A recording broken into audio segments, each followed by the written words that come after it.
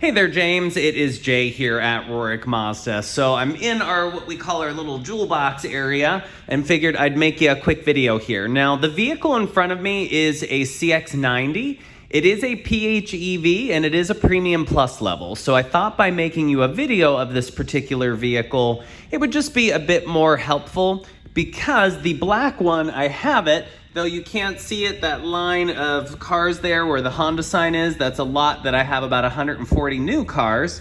And actually behind these double doors is our indoor garage where we have about 70 new cars. The black one, unfortunately, is down on the lot, and as you can see, this is our third truck that they're unloading. So I figured if I just made a video of an identical one in a different color, it would kind of keep me out of the way of all the chaos here. But luckily, that black one that you had requested with the VIN number is available. Now, just kind of going over a few things, a dead giveaway of the plug-in hybrid is the PHEV stamped on the fender. These are all going to be rear-wheel drive bias platforms. I'm very familiar because I own this exact vehicle just in the darker red.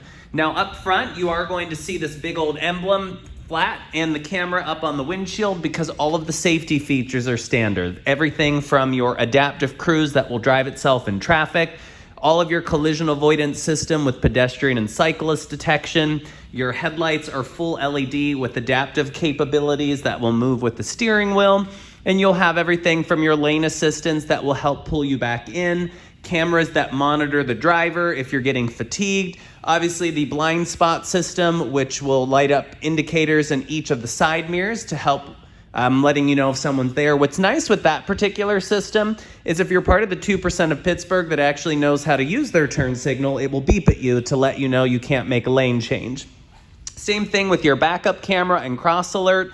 And then obviously everything is going to go out through all-wheel drive. A few things Mazda did with this model is going to be every light on this vehicle is full LED.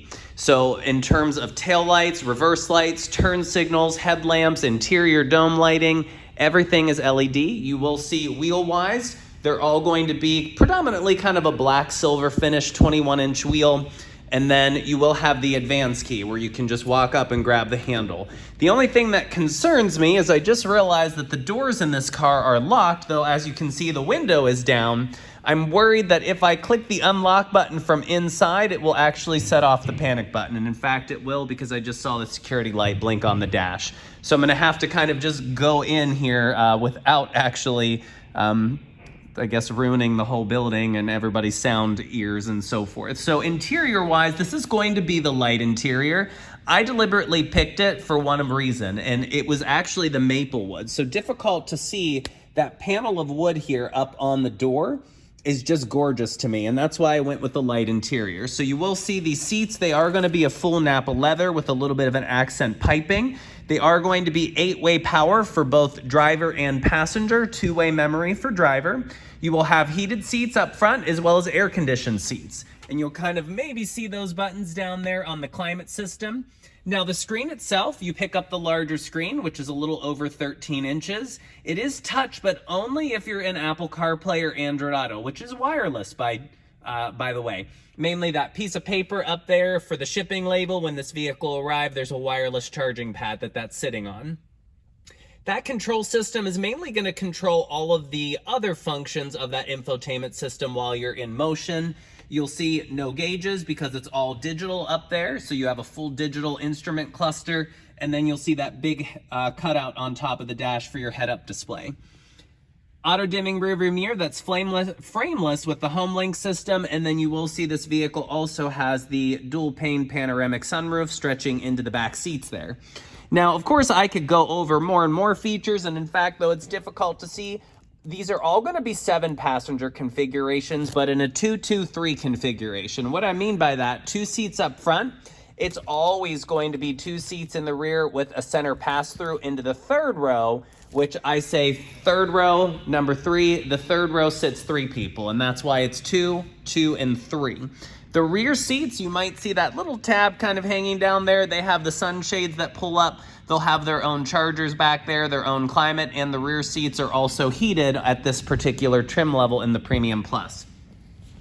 Flipping around, you might see that little Bose icon up there on the tweeter. It is because you have the 16 speakers Bose surround audio system with this. And of course, I could, again, just keep going off on features and features. But with PHEVs, which makes them unique, is you really have about a couple options in terms of drivability or livability. So for instance, I will say that most people that do purchase a PHEV are kind of new to the hybrid segment because this is Mazda's first hybrid. So many of them are typically never even going to plug in their vehicle, whether it's for lack of garage or running cords out from a home or whatnot. So if you do not plug in this vehicle, it will drive just as if you bought like a Toyota Prius, where it will just kind of go between gas electric and gas and electric. And the engine, when it does kick on, will always kind of put a little bit more juice back into the battery.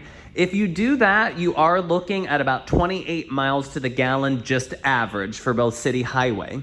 Now, there is a button here in the dash next to the gear shifter that does have a charge button.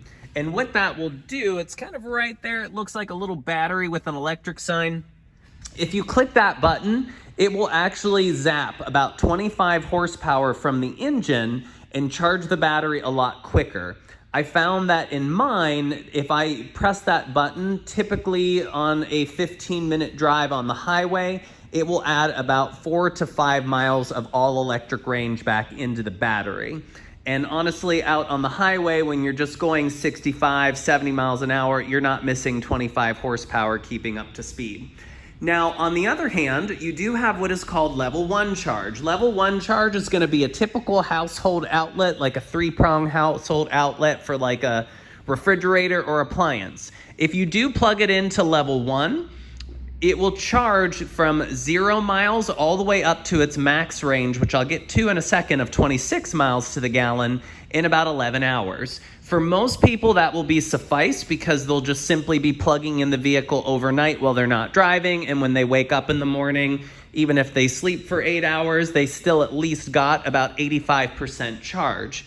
Now with that though Mazda claims 26 miles of all electric, obviously do bear in mind that there are other factors. For instance, on really cold mornings, as soon as I get out of my garage, I'm realizing that I actually have closer to about 21 miles of range in the cold weather. However, when I first took possession of my PHEV from my gas model CX-90 back in early September, the weather was still pretty warm in the 70s, and I actually got just a smidge over 30 in one instance of driving. So just know that the range is flexible. I think 26 is a good average, that with the right conditions, you'll get more. With the less than perfect conditions, you may get a little less. The last option is you can upgrade your vehicle to a level 2 charge. This would require installation, and Mazda does have recommendations and discounts that you can get that installed, or I can even recommend the company that I had used for my own level 2 in the garage, as honestly they were awesome and even less than some of the discounts that Mazda can help set that up with. But if you do have a level 2 charger, it will go from 0 all the way to a full charge in just about 2 hours and 10 minutes. So I kind of hope that this information helps introduce you not only to the trim, which is Premium Plus, but more importantly, just some of my examples of living with this on a day-to-day basis and some of the charging, especially if you might be newer to not just the hybrid scene, but the plug-in hybrid scene. But I really appreciate the opportunity, James. It means a lot. In fact, you might see a burgundy CX-90 kind of sticking out there next to the white 30, which is my little baby. But I really appreciate it once more, and I'm going to upload this video and look forward to hearing back. Thank you again.